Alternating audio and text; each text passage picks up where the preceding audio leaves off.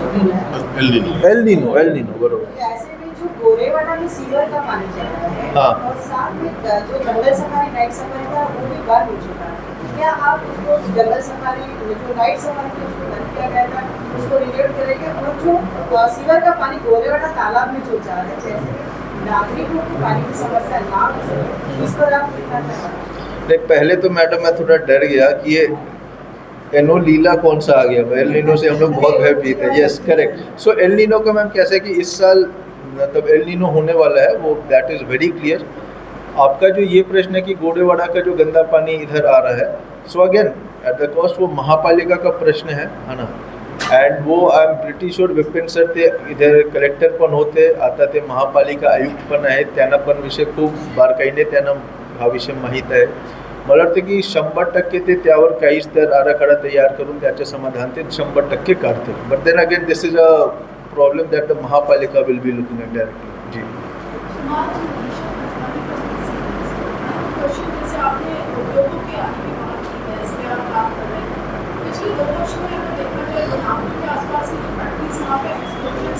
जी जी जी। सो आता सर प्लीज बैठी।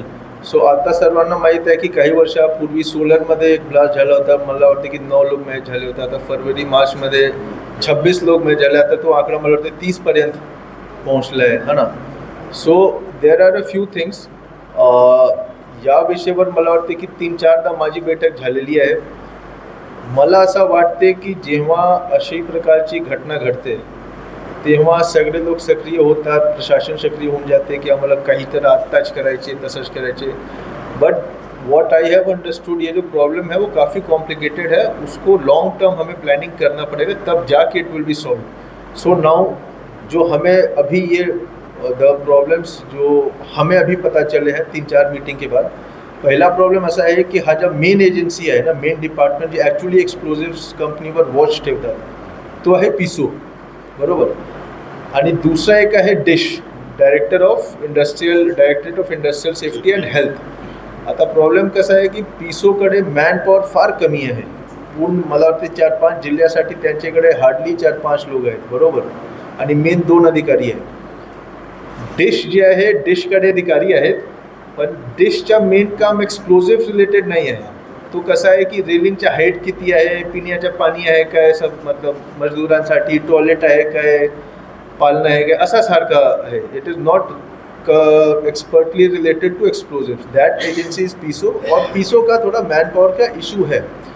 थर्डली कसं झालं आहे की मतलब आता काही नियममध्ये बदल करण्यात आलेले आहेत, आणि त्यामध्ये जे सरप्राईज इन्स्पेक्शन्स होते ना डिशचे, ते आता कमी करण्यात आलेले आहेत। ते मला वाटते की 3 महिन्या किंवा वर्षात एकदा ते जाऊ शकतात, आणि तो पण सांगून ते जाऊ शकतात, बरोबर। पेसोकडे सरप्राईज इन्स्पेक्शन आहे, पण त्यांच्याकडे मॅन पॉवरची कमतरता आहे। सो आता वाचून आम्हाला असं लक्षात आलं की एक एक्सप्लोजिव्ह रूल्समध्ये सेक्शन 127 आहे, 127 और 128, त्यामध्ये डिस्ट्रिक्ट कलेक्टरचे अधिकार आहे की ते कधी जाऊन हे सगळे तपासणी करू शकतात। आता हा ज्या तरतूद आहे त्याचा आपण असा वापर करणार की एक चांगली आम्ही कमिटी तयार करू, कारण कलेक्टरसाठी प्रत्येक वेळी जाणे शक्य नसते। आपण एक डिस्ट्रिक्ट कलेक्टरच्या खाली एक चांगली एक समिती तयार करू, त्यामध्ये पेसोचे लोक पण घेऊ, डिशचे पण लोक घेऊ, आणि जे आउटसाइड एक्सपर्ट्स आहेत, बरोबर, कन्सल्टंट, त्यांना पण घेऊ। आणि ही जी टीम आहे ते वारंवार जाऊन तपासणी करणार की सगळे नॉर्म्स फॉलो होत आहे किंवा नाही, नंबर 1। नंबर 2, एक मुख्य कारण जे आहे एक्सप्लोजिव्समध्ये ब्लास्ट होण्याची, आता पुन्हा मी सांगतो असं उद्या लिहू नका की याने 1 महिना झाल्याने फार मोठे एक्सपर्ट झाले, बरोबर, कारण या विषयावर जी नॉलेज आहे तो माझ्या अपडेट होत राहील, बरोबर ना। पण चर्चावरून जी एक गोष्टी क्लिअर झाली की एक्सप्लोजिव्स कंपनीमध्ये ब्लास्ट होण्याची 2 मोठे अजून कारण आहेत। एक तर ठीक आपला नॉर्म्सच्या व्हायोलेशन आहे, जेवढा गॅप असला पाहिजे तेवढा गॅप तुम्ही ठेवला नाही, जे व्हेंटिलेशन असलं पाहिजे तेवढा ठेवला नाही, त्यासाठी हे सगळे जे डिस्ट्रिक्ट कलेक्टरची कमिटी ते जाऊन तपासणी करतील, त्यांची ट्रेनिंग करावी लागेल आम्हाला, त्यानंतर ते जाते। दुसरा आहे अंडर ट्रेन्ड आणि ओव्हर कॉन्फिडंट वर्कर्स, तो पण एक विषय आहे। एक्सप्लोजिव्हच्या कसं असतं की जर कुठे युद्ध झाला आणि तुमचा डिमांड वाढला तर ते त्यांचे प्रोडक्शन वाढवून देतात, आणि त्यासाठी ते कॉन्ट्रॅक्च्युअल लेबरर्सला घेतात आणि 10 दिवस 15 दिवसची ट्रेनिंग देऊन त्यांना कामावर ते लावतात। So this has to stop. आप अंडर ट्रेंड वर्कर को पहले वो नहीं कर सकते क्योंकि बहुत डेंजरस ये इंडस्ट्री है. सेकंड एक अजून एक इशू आहे की जे वर्करला 8 वर्ष 10 वर्ष 15 वर्ष झाले ना, उनको बहुत नेचुरली एक कॉन्फिडेंस आ जाता है. ओवर कॉन्फिडेंस गलत वर्ड होगा, कॉन्फिडेंस एक आ जाता है, वो उस हिसाब से करते हैं. उसमें कहीं कभी ये हो जातं, उनसे गलती हो जाती है. सो सबसे पहिला अशा झालेच नाही पाहिजे की तुम्ही कुठल्या परिस्थितीमध्ये अंडर ट्रेंड वर्कर्सला आतमध्ये पाठवतात काम करण्यासाठी, डिमांड किती वाढला तरी सुद्धा. एंड सेकेंडली जो काफ़ी साल से काम कर रहे हैं उनको आप मास्टर ट्रेनर बनाओ और वो ही बार बार लोगों को ट्रेनिंग देंगे. आपको पूरे जो भी बहुत साल से काम कर रहे हैं उनको रिफ्रेशर ट्रेनिंग आपको देते रहनी पड़ेगी. उनको खुद ही मास्टर ट्रेनर बनाओ ताकि वो बाकी ये करते रहेंगे. आइडियली होना कैसे चाहिए कि कोई भी कंपनी में पहला 10 मिनट दिन का आपको बस ट्रेनिंग और सेफ्टी पे फोकस या लेक्चर या जो भी हो उस पर करना चाहिए. एंड ट्रेनिंग का एक कल्चर, सेफ्टी का एक कल्चर वो आपके कंपनी में एकदम it should be an integral part of the companies culture. अब कल्चर चेंज करने में टाइम लगता है, कोई भी कंपनी या ऑर्गेनाइजेशन का कल्चर चेंज करने में टाइम लगता है, बट उस पर हम लोग अभी काम करने वाले हैं. सो ये 2-3 चीज़ें हैं जो हम ये करने वाले हैं. इसमें जो नेशनल फायर कॉलेज है उनके डायरेक्टर को भी, उनके लोगों को भी हम ये करेंगे. हमारा प्लान था कि शिवा काशी भी भेज के, मतलब एक हमारे नीलेश जी कंसल्टेंट गए भी हैं शिवा काशी में, जो ब्लास्ट होते हैं उसको भी स्टडी करेंगे. बट देन हमें पता चला कि एक्सप्लोजिव्स फैक्ट्री में जो ब्लास्ट होता है और फायर क्रैकर फैक्ट्री में ब्लास्ट होता है, दोनों का वो काफ़ी अलग होता है. मतलब उनको आप सेम ट्रीट नहीं कर सकते. वहाँ से जो फायर एक्सप्लोजिव फॅक्टरीला व्हिजिट करून जे शिकवण तुम्हाला मिळतील यावर तुम्ही अप्लाई नहीं करू शकत, है ना. So these are the things will be doing. हमने इनको ये बोला है, जो भी हमारे उस मीटिंग में लोग थे, पेशों के लोग थे, कुछ आउटसाइड कंसल्टेंट हैं, कि आप पूरा एक SOP बनाओ. होपफुली वो SOP थर्सडे तक मेरे टेबल पे रहेगा. एक बार SOP बन गया, फिर उसके फंड कहाँ से आने हैं, ट्रेनिंग कैसे करनी है, कौन मास्टर ट्रेनर होगा, ये जो कमिटी है डिस्ट्रिक्ट कलेक्टर कमिटी, इसको ट्रेनिंग देनी पड़ेगी की भाई तुम जाके चेक करोगे क्या. आणि हां, अजून एक गोष्ट मला आवर्जून सांगायची की हा जी कमिटी आहे ते कधी सरप्राईज इन्स्पेक्शन करणार नाही. कारण एक्सप्लोजिव्स फॅक्ट्रीमध्ये जर तुम्ही सरप्राईज इन्स्पेक्शन केलं ना, तो धावपळमध्ये वो there is a chance of वो. सो इसको बहुत व्यवस्थित ढंग से करना पड़ेगा. आणि दुसरा कसं आहे, जसं मी सांगितलं होतं आधी की मला असं वाटते की जेव्हा एक्सप्लोजिव्स होत असते, सो देन पूरी मतलब बहुत ध्यान जाती है उस चीज़ पे. बट उसके बाद कहीं ना कहीं वो प्रशासन से ही वो, क्योंकि प्रशासन के पास 1000 काम है, कहीं ना कहीं वो हमारे दिमाग से भी थोड़ा कम इम्पॉर्टन्स ये हो जाता है. सो आम्हाला एक वर्किंग ग्रुप एक तैयार करावे लागेल, जे प्रत्येक मंथली बैठकमध्ये मिळून, आणि हे कमिटी जे डिस्ट्रिक्ट कलेक्टर की जो हमने डिसाइड किया है वो हो रहा है की नहीं, ट्रेनिंग हो रही है की नहीं, जो भी SOPs डिसाइड किए हैं. आता एक गोष्टी लक्षात आल्या की CCTV तिकडे होता SBL मध्ये, बट वो फायर प्रूफ नहीं था. तो भाई सबसे पहले तो फायर प्रूफ CCTV भी होने चाहिए.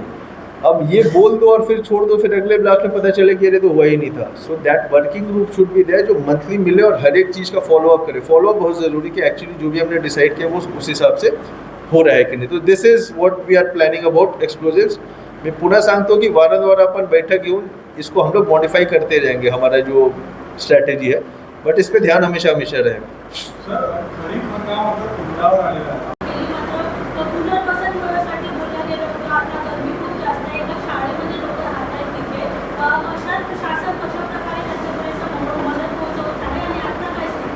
बरोबर मॅडम, धामणगावमध्ये जे आग लागला होता ना, ते रात्री मला वाटतं की 7:30 वाजे, संध्याकाळी 6:30 वाजता आम्हाला कळलं, आम्हाला माहिती मिळाली की आग लागली आहे तिकडे, आग लागली आहे तिकडे. तर त्यावेळी आपण चंद्रपूरमध्ये तुमच्या चिमूर आणि ब्रह्मपुरी जे पण वेगवेगळे आहेत, NMCतून आपण 2 गाड्या पाठवल्या, चिमूर ब्रह्मपुरीतून आपण गाड्या पाठवला, भिवापूर उमरेडे सगळे जे फायर व्हेकल्स आहेत ते सगळे आपण पाठवून दिला. और उसको मला वाटते की जेवढा आग लागला होता, कारण मी माझी तिकडे 2 विजिट झालेली आहे. नेक्स्ट डे मी गेलो होतो आणि मला वाटतं की परवा चौथा 2-3 दिन पहले मैं फिर से गया था देखने के लिए कि सारे राहत कार्य ठीक से हुए हैं कि नहीं. सो जितनी बड़ी आग लगी थी, है ना, उस हिसाब से बिकॉज सारे फायर इंजन टाइम पे वहाँ पहुँच गए, और जो फायर इंजन के जो क्रू हैं, है ना, उनको मैं पुन्हा एक वेळी विशेषतः मी त्यांना धन्यवाद देईन की त्यांनी ते एवढा मोठी आग त्यांनी खूप कमी वेळेत त्यांनी आटोक्यात आणला. नंबर 1, कोई भी जीव हानि वहाँ पे नहीं हुई है, there has been no loss of life. Number 2, secondly त्यांना जे मदत मिळायला पाहिजे होता. आता कुठल्याही डिझास्टरमध्ये 3 फेजेस असतात. पहिलं असते तुमच्या रेस्क्यू, की आप लोगों को बचाओ, है ना. सेकंड होता है रिलीफ, कि वहाँ पे आप धान पहुँचाओ, तेल, मीट, मसाला, नमक जो खाने का है, भांडे पहुँचाओ, कपड़े लत्ते, गद्दे, पीने का पानी, चारा, जो भी चीज़ होता है वो इमीडिएट रिलीफ होता है। तीसरा आपका आता है पुनर्वसन। पुनर्वसन जो आप बात कर रहे हो रिहेबिलिटेशन का, कि ठीक है यहाँ पे अगर हमेशा रहेंगे तो बार बार ये मतलब डिजास्टर हो सकता है, तो उनको वहाँ से आप हटा ही दो, कहीं पुनर्वसन कर दो। सो रेस्क्यू के बारे में एक भी जान नहीं गई है। रिलीफ जो होता है उसमें नेक्स्ट डे उनके पास सबसे पहले हमने चावल, तांदूल और आपका गेहूँ वहाँ पे हमने पहुँचा दिया था हर एक फैमिली को। हमने किट बनाई थी, और जो भी 80 फॅमिलीज थे, 80 फॅमिली में काही पूर्णतः अफेक्टेड होते, काही अंशतः अफेक्टेड होते, पण सगळे फॅमिलीजला आपण तेल, मीठ, मसाला, हळद, नमक जो भी खाने बनाने का लगता है उसका हल्के 80 किट हमने बना के पहुँचा दिया था। भांडे पण आपण त्यांना दिली होती। नेक्स्ट डे उसी रात्रीपर्यंत त्यांना चाराचे एक ट्रक पण आपण दिला होता। वहाँ पे बहुत जानवर नहीं थे, बट चारा का हमने ट्रक भी दे दिया था उनको। 2 से 3 दिन में, जिस दिन मैं गया था, मी शुक्रवारीला गेलो होतो, आज सोमवारी होते, शुक्रवारीला मी गेलो होतो, त्या दिवशी प्रत्येकच्या अकाउंटमध्ये 25,000 रुपये जे जिल्हा स्तरावरून त्यांना मिळते ते त्यांच्या अकाउंटमध्ये गेले होते। काही लोकांनी त्यांचे अकाउंट चेक न केल्यामुळे त्यांना माहीत नव्हतं, त्या ठिकाणी आपण त्यांना सांगितलं, पण बाकी लोकांना माहीत होतं आणि त्यांनी सांगितलं की 25,000 रुपये आम्हाला मिळाले आहेत। तुमच्या नेक्स्ट टप्पा जे रिलीफचा असतो तो CM रिलीफ फंडमधून असते। ते ज्यांचे पूर्णतः घर जडला होता त्यांना आपण 2 लाख रुपये आणि 1 लाख रुपये अंशतः ज्यांचे नुकसान झालं होता, ते प्रस्ताव माझ्या मंगलवारीला गेला होता ना, लास्ट ट्यूसडे को, और वो भी बहुत जल्दी उनके अकाउंट में 2 लाख 1 लाख रुपए वो मिल जाएंगे। CM साहब के भी कान में हमने विषय डाला, तुरंत हो जाएगा। तो ये हो गया। ओव्हर अँड अबव जेव्हा पालकमंत्री साहेब गेले होते त्यांनी पण त्या पूर्ण व्हिजिट केली, आणि डिस्ट्रिक्ट मायनिंग फंडमधून आपण त्यांना 2.5 लाख रुपये प्रत्येक कुटुंबाला देत आहोत त्यांचे घर बांधण्यासाठी, बरोबर। ये ओव्हर अँड अबव आहे, मतलब असं हे शासनचे नियममध्ये नाही आहेत, ते आपण मतलब स्वतः DMF मधून त्यांना देतो। तो फाईल सँक्शन पण झालेला आहे, माझी सही त्यावर झाली आहे। DMFचे अध्यक्ष मी असतो तर माझी सही पण झालेली आहे त्या फाईलवर। आता जिल्हा परिषद बांधकाम त्यामध्ये एजन्सी आहे, आता ते टेंडर करून करतील की कॉन्ट्रॅक्टरला देतील घर बांधणे, की आपण थेट जसं प्रधानमंत्री आवास योजनेमध्ये करतो की आपण लाभार्थीला टप्प्याटप्प्याने पैसे देतो, ते त्यांच्यावर आहे। पण एक वेळी लाभार्थ्यांचे मतलब मत घेऊनच आपण ते ठरवणार की टेंडर मतलब कॉन्ट्रॅक्टर करेल की हे लोक स्वतः लाभार्थी करतील। सो ये सारी चीज़ें हो गई हैं। तसेच पालकमंत्री साहेबने त्यांचे जे महालक्ष्मी जे त्यांची मंदिरचा ट्रस्ट आहे त्यामधून पण पैसे देऊन राहिले।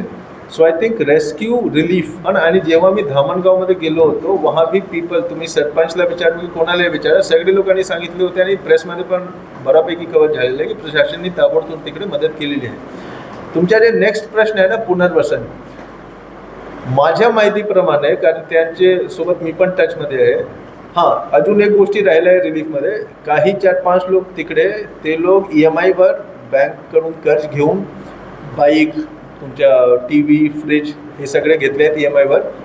त्यांना ऑलरेडी आपण ब्रांच मॅनेजरला मेसेज दिला आहे त्या बँकच्या की यांना थोडा तुम्ही रिलॅक्सेशन द्या, सवलती द्या, एवढा तुम्ही EMIसाठी त्यांचे पाठी हे करू नका, मागे राहू नका।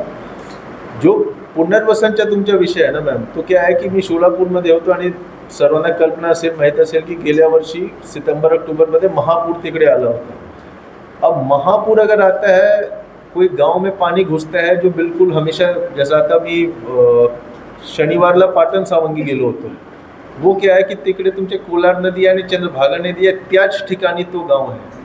पाटण सावंगी के अगर लोग कहते हैं कि भाई हमें आप पुनर्वसन करो तो दैट इज़ वैलिड, वो समझ में आता है। यहाँ पे ऐसा नहीं कि गांव कोई, वहाँ पे आग किसी की गलती से लग गई है ना, वो लोग खेत में जला रहे थे और गलती से लग गई, उस गांव को पुनर्वसन करने की ज़रूरत नहीं है, ये मेरा क्लियर कट है। वो कोई नदी के बगल में नहीं कि हर बार बाढ़ आता है, ये तो बहुत एक्सीडेंट, इसके पहले वहाँ पे आग नहीं लगी है, आप समझ रहे हो, ऐसा थोड़ी कि हर बार वो आग लगता है। सो उसमें पुनर्वसन में गांव को स्थलांतरित करना इसकी कोई ज़रूरत नहीं है, ये number 1, late us be very clear about it. और ना कि उनकी मांगनी आई है। वहाँ पे मैं 2 बार जो विजिट किया, एक आदमी ने नहीं बोला कि हमें यहाँ से हटाओ, ये क्यों हटेंगे, किसी को अपना गांव छोड़ के जाना, it's a very painful thing. आप अपना गांव जहाँ से सालों साल रह रहे हो वहाँ पे छोड़ के जा रहे हो, जो आपका जो घर एक बार सबका बन जाएगा, I think that is it, उससे ज़्यादा किसी को वहाँ पे उनकी सी डिमांड भी नहीं है। जी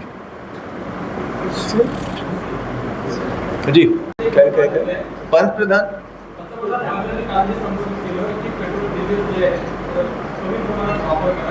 त्यामुळे पुन्हा कोरोनाची परिस्थिती सुरू होते का अशी भीती लोकांच्या मनात आहे. काय सध्याला तुमचे साठा किती आहे जिल्ह्यामध्ये आणि दरवाढी संदर्भात काही आपल्याला सूचना आल्या का? आणि दुसरा एक प्रश्न असा आहे की जलजीवन संदर्भामध्ये आतापर्यंत किती निधी आलेला आहे, किती खर्च झाला आणि पाण्याची पातळी काय आहे? जल जीवन ठीक है ठीक है.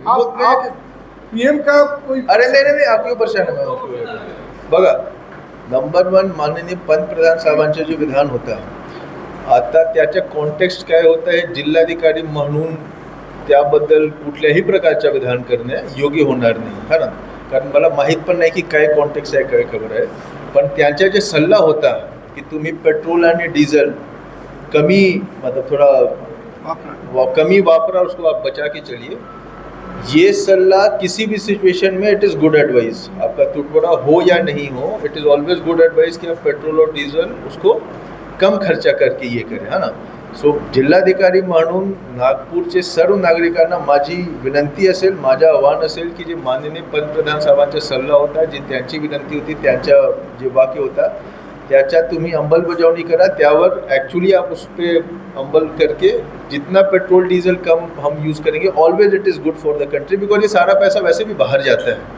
पेट्रोल डीजल हम इम्पोर्ट ही करते हैं ना.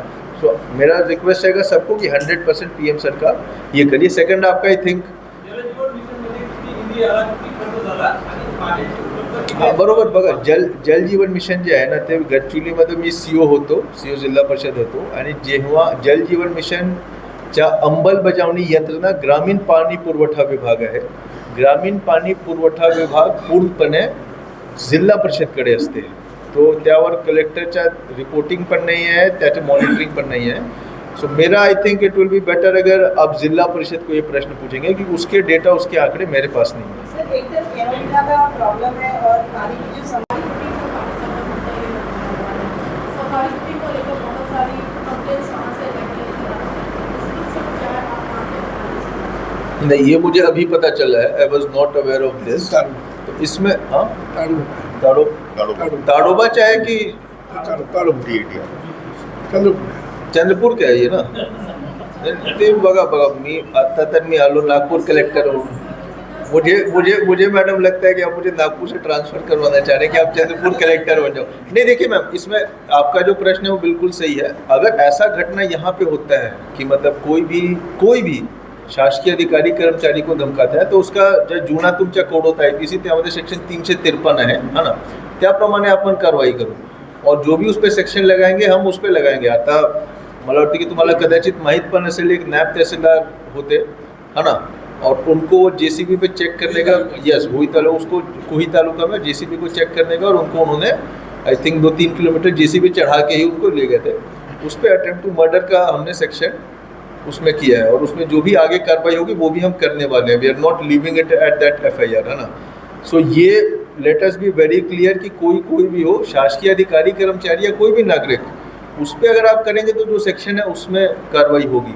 सो अगर नागपूर जिल्ह्यामध्ये जर कंप्लेंट आला की शासकीय अधिकारी कर्मचाऱ्यांच्या सोबत काही हे तुमच्या मिसबिहेवियर किंवा काही असं झालं आहे तर त्याबद्दल आपण 100% कारवाई करू, जसं आपण हे नायब तहसीलदार कुहीच्या केसमध्ये केलं होतं. नायब तहसीलदार का जब इंटरव्यू करते हैं तब एक बात ये सामने आती है कि कई ऐसी सिचुएशन हो जाती है जब बिना पुलिस के भी एकदम से रेड मारनी पड़ती है, उनको चले जाना पड़ता है. ऐसे में उनके जान पर हमला और 3 किलोमीटर तक घुसके गए, उनके ऊपर ट्रैक्टर चलाने की कोशिश की गई. आपको नहीं लगता कि कहीं सिक्योरिटी और सेफ्टी इसमें कैसा है कि बहुत कुछ ना सिचुएशनल होता है ना. अब जब नायब तहसीलदार या मंडल अधिकारी या तहसीलदार को पता चलेगा रात में 2-3 बजे कि भाई ऐसा हो रहा है ना, so he will have to go there. पहले हम लोग यही कोशिश करते हैं कि भैया पुलिस को लेके जाओ, बट जो PI हैं, जो पुलिस के अधिकारी हैं, वो भी बहुत व्यस्त रहते हैं. उनका रात में, कारण जैसा मी सांगितलं माझा लहान भाऊ स्वतः IPS अधिकारी है, तो मुझे पता है कि रात में ही उनका बहुत देर वेरी बिजी. ज़रूरी नहीं हो सकता कि उस समय पहुंच जाए. वैसे पुलिस प्रशासन का काफ़ी सहयोग रहता है, वो पहुंचते हैं. अगर नहीं पहुंच पाए तो तहसीलदार या नायब तहसीलदार ऐसे नहीं कहेंगे कि नहीं चोरी होने दो, मैं तो जाऊंगा नहीं. उस हिसाब से वो वहाँ पहुँचते हैं. नाउ उनको वहाँ पे वो कॉल लेना पड़ता है कि भाई उस सिचुएशन में कि वहाँ पे कितने लोग हैं. मान लो कि 10, 15, 20 लोग हैं. मेरा ये सुझाव रहेगा कि यू वेट फॉर बैकअप, है ना. उस हिसाब से हमने कम्युनिकेट भी किया. ये जो प्रकरण हुआ था उसके बाद हमने SDO तहसीलदार को कॉल किया, उनको समझाया कि आप लोग तुरंत उस पर ऐसा ना कुछ सिचुएशन हो जाए कि आपकी जान पे आ जाए, है ना. बिकॉज हमें पता है कि कौन चोरी कर रहा है, पता लग जाएगा, उस पर कल कार्रवाई हो जाएगी, आज नहीं हो तो आप फोटो वीडियो लेके भी आप वापस आ सकते हैं। लेकिन अगर आपको लगता है कि आप सिचुएशन आप अकेले हैंडल कर सकते हैं तो आप उस हिसाब से हैंडल करिए। इसके लिए कोई SOP नहीं दिया जा सकता है। जो भी हमारे अधिकारी हैं वो होशियार हैं, उनको पता है कि किस सिचुएशन में कैसे डील करना है। जी बिल्कुल किया जाएगा, 100% किया जाएगा, वो हमारा प्लान है।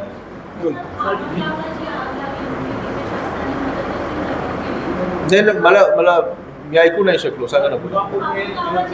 धामणगाव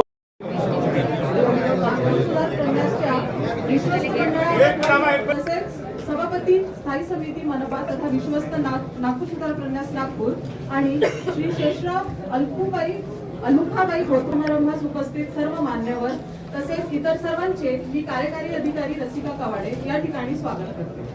आशीर्वाद श्री कुमार आशीर्वाद यांना विनंती करते।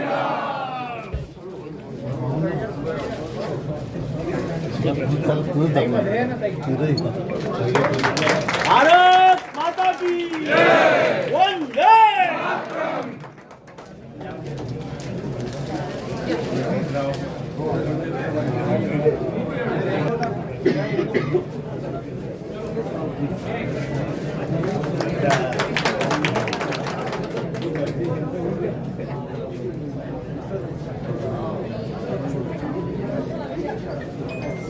भारत माता की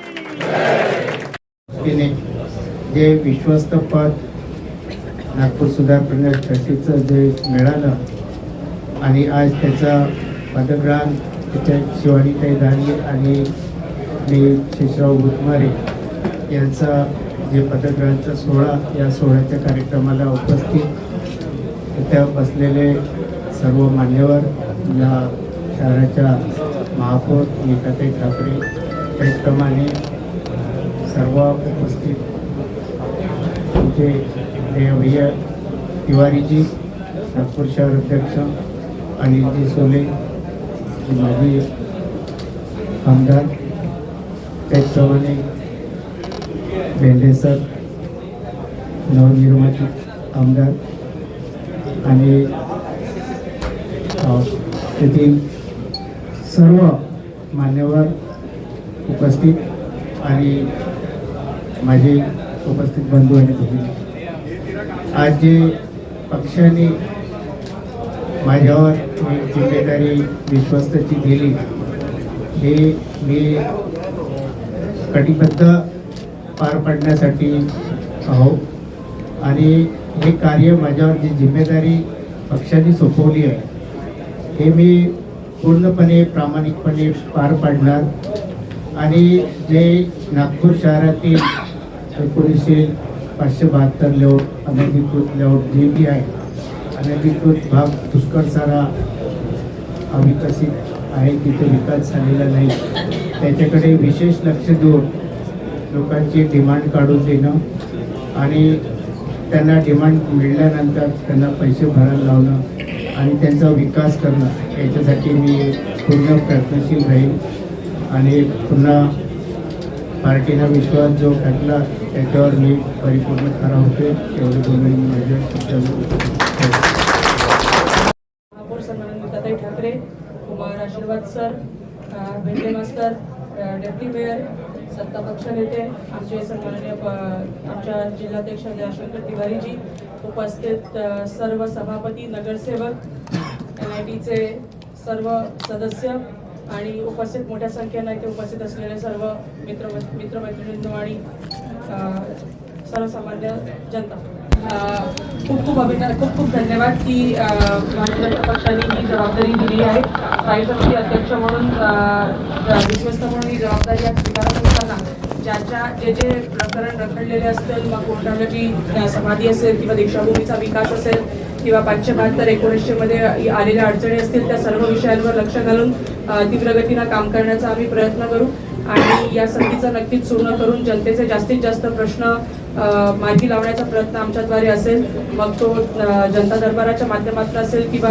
इतर विषयातून जास्तीत जास्त जनतेचे प्रश्न NIT या विषयाअंतर्गत असलेले सोडवण्याचा या वर्षभरात प्रयत्न करू। ही संधी मिळाली, पक्षाने हा विश्वास दाखवला, त्यासाठी पुन्हा एकदा धन्यवाद म्हणते।